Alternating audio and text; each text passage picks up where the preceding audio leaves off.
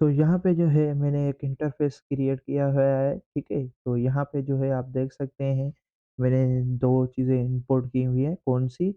ठीक है, तो यहाँ पे मैं आपको बता देता हूँ java.rmi.remote और java.rmi.remote exception, ठीक है? तो ये जो है इंटरफ़ेस में हम दोनों का यूज़ करेंगे और यहाँ पे इंटरफ़ेस जो है बाय डिफ़ॉल्ट हमने पब्लिक रख दिया है, ठीक है? तो इसमें जो है आपको भी यही इसी तरीके से ही यही रूल फ़ॉलो करना पड़ेगा और यहाँ पे जो है आपको मिनिमम जो है रिक्वायर्ड दी हुई है कि आपको जैसे कि इंटरफ़ेस रिमोट एक्सेप्शन वो रिमोट का बनाना है, ठीक है? इस इंटरफ़ेस को आपको रिमोट बनाना है तो आपको इम्प्लीमेंट का वो एक्सटेंड करना पड़ेगा किसको? रिमोट को, ठीक है?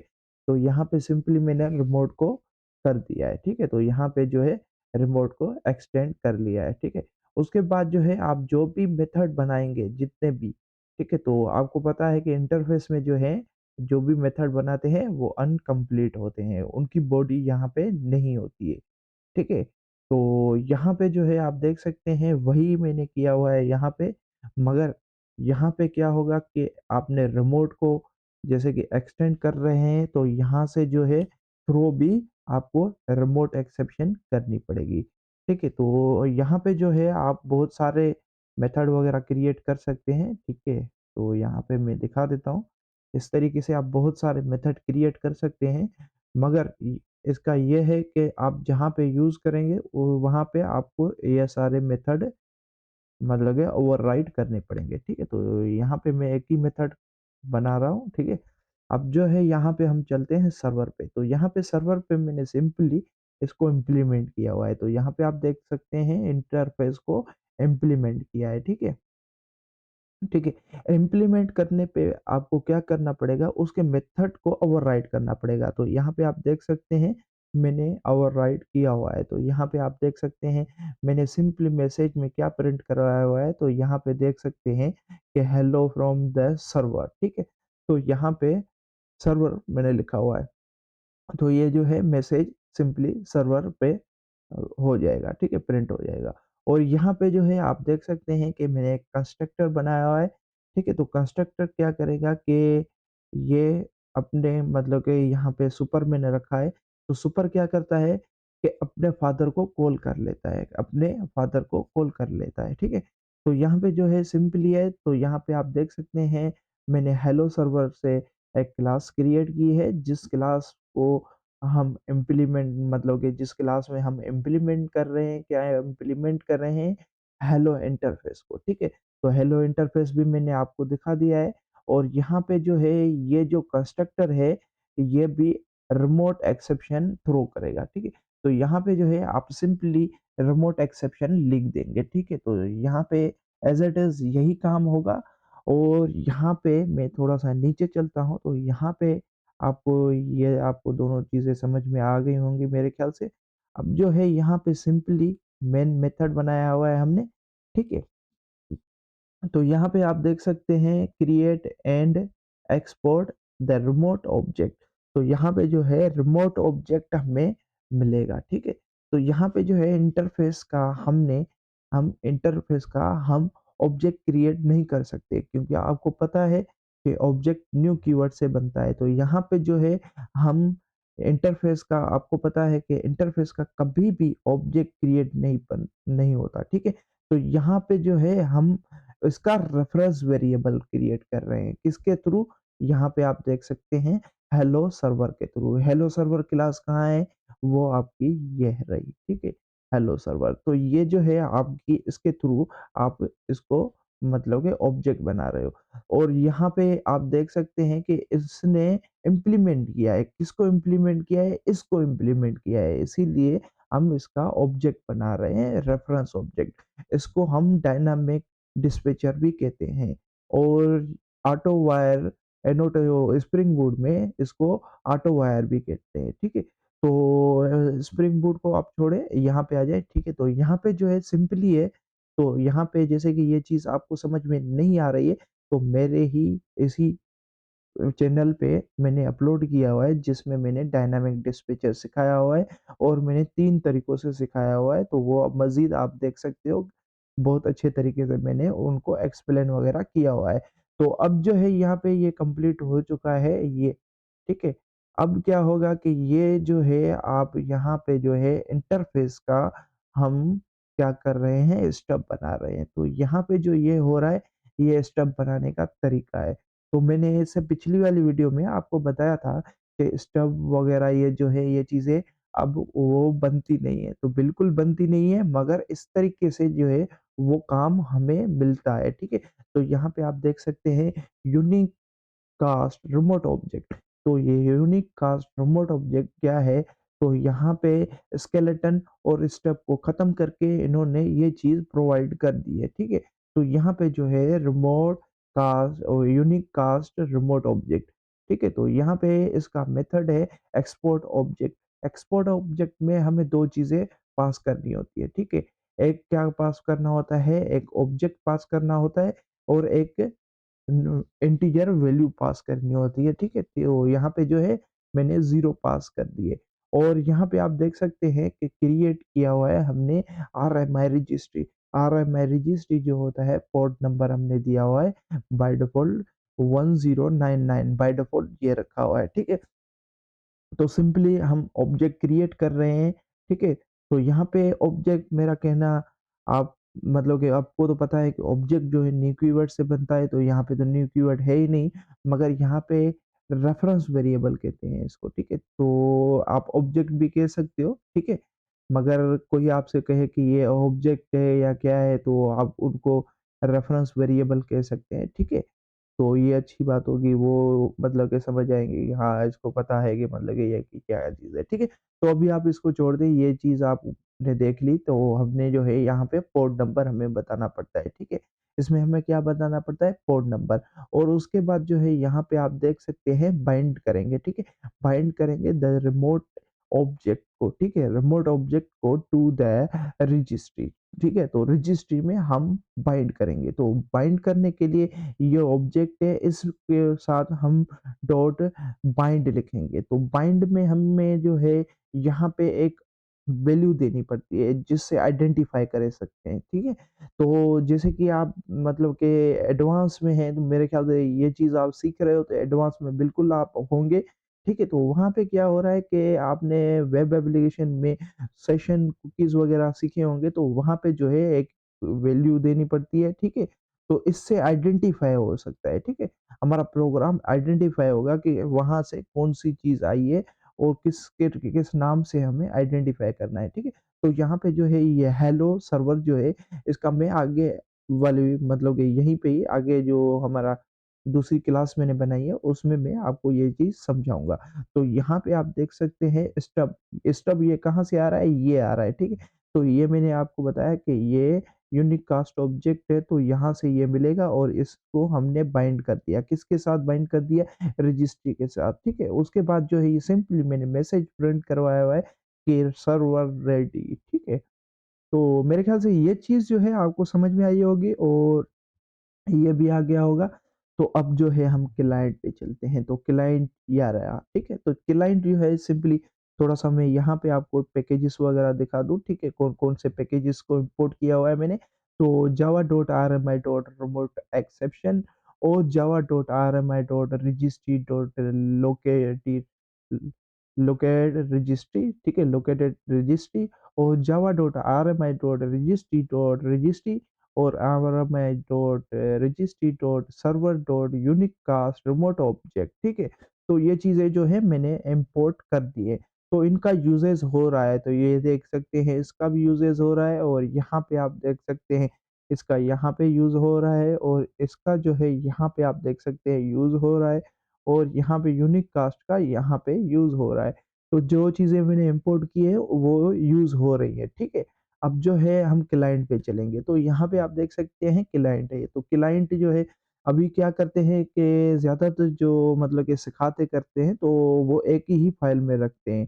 तो ये जो है आप टेस्टिंग कर रहे हो प्रोजेक्ट वो मतलब कि ये प्रोग्राम है आपका, जो आप टेस्ट कर रहे हो ये बहुत बड़ी मिस्टेक है और इससे आपको मतलब कि इसका यूज़ेज़ पता नहीं चलेगा कि आपका काम मतलब कि सर्वर पे कर रहा है या नहीं कर रहा है। अभी तो आप सर्वर पे नहीं करेंगे, लोकल मशीन पे ही करेंगे क्योंकि आपके पास हो सकता है कि दूसरा पीसी ना हो, दूसरा लैपटॉप प्रेज़ेंट ना हो सकता है हो भी और उस टाइम जब आप रन कर रहे हो, अभी आप देख रहे हैं, तो उस टाइम आप कैसे करेंगे? तो ये चीज़ जो है मैं आपको बताऊँगा। तो इसको जो है हम नेक्स्ट फ़ोल्डर में रखेंगे, ठीक है? तो अलग-अलग फ़ोल्डर में रखेंगे तभी ये चीज़ आपको समझ में आएगी। तो इसको हम समझते हैं, तो यहाँ पे जो है मैंने 2 चीज़ें इम्पोर्ट की हुई है। तो यहाँ पे आप देख सकते हैं java.rmi.registry.locate registry ठीक है? और java.rmi.registry इनको मैंने इम्पोर्ट किया हुआ है, ठीक है? तो यहाँ पे जो है क्लाइंट की तरह जगह पे जो है ये 2 चीज़ें हमें चाहिए होंगी, ठीक है? ये 2 चीज़ें चाहिए होंगी, ठीक है? और उसके बाद जो है यहाँ पे सिंपली मैंने मेथड बनाया हुआ है, तो यहाँ पे ट्राई कैच रखा हुआ है, तो यहाँ पे ट्राई कैच और यहाँ पे हर किस्म की एक्सेप्शन जो है ये कैच करेगा और वो आपको प्रिंट करके दिखा देगा। जैसे कि इस कोड में एरर नहीं आया तो, ठीक है? जैसे कि इस कोड में एरर नहीं आया। तो ये कहाँ से आया? तो थोड़ा-सा यहाँ पे आप कन्फ्यूज़ हो सकते हो।